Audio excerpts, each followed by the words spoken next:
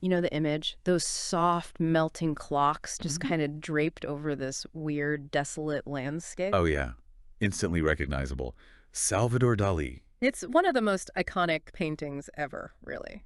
Sticks in your mind. Absolutely. It just has this incredible power. And you've given us a fantastic stack of materials, articles, notes to really dive into this painting. It's the persistence of memory, Yep, right? that's the one. And it's actually surprisingly quite small in person. Yeah, you wouldn't expect that. So our mission really in this deep dive is to use all this material you've shared to kind of unpack the layers here. Figure out the meaning, the story behind it. Exactly.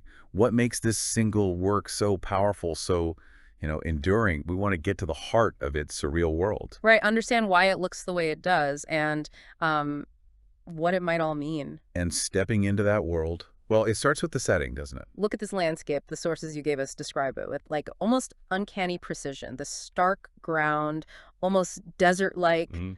water shimmering way off in the distance. And those cliffs on the right, what's fascinating, and the material points this out, is they aren't just imaginary. Oh. No, they apparently represent a very real place. It's the tip of the Cap de Creus Peninsula in Catalonia, right near Portilloget, where Dali lived. Wow. So like a real piece of the world anchoring this completely dreamlike scene. Exactly. It gives it this strange mix of reality and unreality. You've also got this dead olive tree over here, and then in the foreground, this really strange sort of slumped form. Ah, that form. It's one of Okay. the most enigmatic sits, isn't it? Totally. The notes you shared suggest it's actually meant to be the shadow of Puig Penny, Yeah. a specific mountain peak nearby. A shadow, but it looks like more than that. Well, yes. Within the painting's reality, it's clearly something else, too. It's not just a shadow. When you look closely, It- it's not just a random blob, is it? No, exactly. The details in the source material point out you can distinctly see human features. Eyebrows, Eyebrows. long eyelashes on a closed eye, a nose, a mouth. A nose and mouth on this melting amorphous thing. It's just bizarre. And one note suggests this figure, this creature, maybe, is actually thought to be a self-portrait of Dali himself. A self-portrait like that. Possibly. Yeah. Maybe even linked to an earlier portrait from 1921. But the closed eye is key. Ah, suggesting sleep, dreams. Precisely. It strongly suggests this figure, maybe the artist, maybe just an inner state, is deep within a dream, which, takes us right to the core ideas of surrealism. Okay, right, surrealism. Let's unpack that a bit. The material you shared makes it clear it was heavily influenced by Sigmund Freud, psychoanalysis. Yeah, Andre Breton, who kind of founded it, was very into Freud. They basically believe that the reality we see when we're awake isn't the only reality. There's more to it. Right. The surrealists were trying to access and represent this alternate reality, the one deep in the subconscious mind. Through dreams, mainly. And even, like, hallucinations. Exactly. And Dali just completely ran with this, didn't he?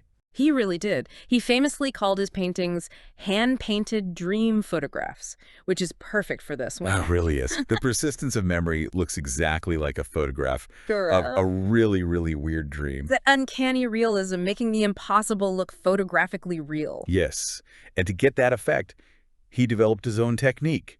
The source is called the paranoia critical method. Paranoia critical method. Okay. Yeah. That sounds intense. How did that work? What did he actually do? Well, the notes break it down. It's kind of two opposing steps. First, the paranoid part.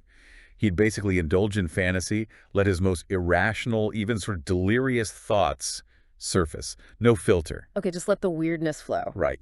Then, the critical part. Yeah. He'd take those wild, irrational visions and paint them with what he called, and this is a great phrase, the imperialist fury of precision. Imperialist fury of precision. Wow. That nails it, doesn't it? It perfectly captures why his impossible images feel so disturbingly real, so solid. He takes something totally familiar, like a clock, solid, reliable, and just melts it. And those melting clocks, they're the absolute defining feature of the painting, aren't they? That's what everyone remembers. Definitely. But the story behind why he painted melting clocks, it's maybe even more surreal than the clocks themselves. Oh, yeah. It wasn't Einstein, was it? That's what people always say. Theory of relativity and all that. Nope. Common misconception. The sources you gave are pretty clear on this. It was cheese. Yes. Camembert cheese, specifically. Multiple accounts in the material confirm it. Dali apparently said the idea came to him one evening. He was alone, staring at a wheel of camembert that had gotten soft, and started melting in the heat. Just meditating on melting cheese, and boom, melting clocks. It completely embodies that surrealist idea, doesn't it? Finding the extraordinary, the dreamlike, in something utterly mundane, like leftover cheese. Amazing. So the symbolism, it's about time being flexible. That seems to be the main idea. These soft watches represent the relativity, the flexibility of time, maybe not in a physics sense like Einstein, but how we experience time. Like in dreams. Or memory. Exactly. How time and dreams or memories can feel fluid, distorted. Moments can stretch, shrink, overlap. It's not linear or rigid. So they challenge our whole notion of time as this fixed, solid, ticking thing. But hang on, not all the clocks are melting, are they? Good point. Ah. There's one pocket watch down at the bottom left. It's solid orange, face down, Mm-hmm. but it's covered in ants. Ants. Okay, what's the deal with the ants? Ah, the ants. The material explains that ants were a recurring symbol for Dali. They represented decay, decomposition. Decay. Why? Apparently, it came from a childhood memory. He remembered seeing ants swarming all over the carcass of a bat or some small animal. It clearly stuck with him. So even the solid clock, the seemingly contained time, is still subject to decay, to death, essentially. Seems to be the implication. And there's also a fly, isn't there, on the clock next to the orange one? Oh yeah, perched right there. Does that mean anything? One note mentioned it could symbolize time flying. You know, time flies. Potentially. Could be as simple as that, or maybe something more complex.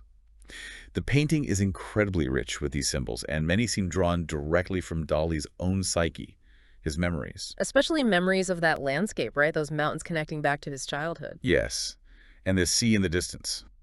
One source you included mentions the sea and mountains can symbolize memory and reality, maybe contrasting with the darker foreground, which feels more like an imaginary subconscious space. And the dead olive tree. That's another symbol noted in the material, often taken to mean a dead past, something over and done with. And there's a mirror somewhere too, near the central creature. Yeah, small reflective surface lying flat that could maybe symbolize inconstancy, or the way surfaces can reflect both the physical world and the inner imaginary one. It's all very layered. It's amazing how much is packed into this relatively small canvas. And it became famous almost immediately, right? He painted it quite quickly in 1931. Very quickly. It was exhibited in 1932 and then bought by MoMA, the Museum of Modern Art in New York, just 2 years later, in 34.